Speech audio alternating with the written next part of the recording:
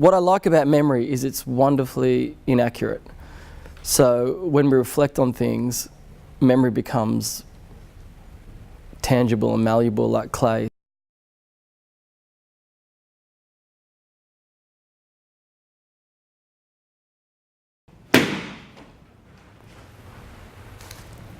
I play with memory and time in that way as if it's a piece of clay. This exhibition is called Looking for Urchins and Louis Ferrari. That's my maternal grandfather. He was a captain, a doctor who went and served in Japan and received radiation from the bomb in Hiroshima.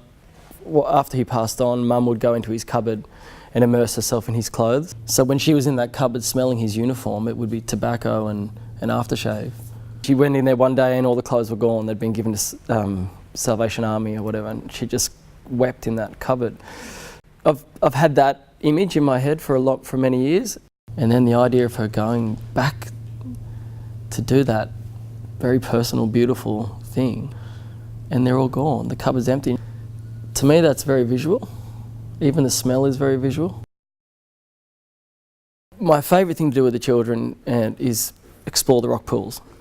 Looking in and letting the anemones suck your fingers and get crabs crawling under, and every now and then you find a sea urchin, a big, black, prickly, complex, beautiful, strange, exotic thing.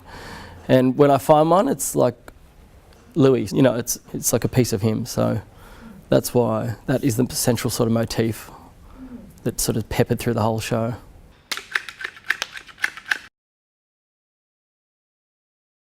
Eternally trying to make a picture in a new way. So I never start the same way. Start some paintings with rags and wetting them and throwing them and launching. I'm just trying to build up some space and form for the theatre to play out in. Often it's the last thing I do is flip it up one way and go, oh, that's finished. That was the final, that was as valid a move as a mark, you know. It's like setting off on a voyage and you strap yourself to the mast of the ship and just get going. And that's it. And so one colour will dictate the next, and then some form arrives, and often the actual meaning of the work comes well after.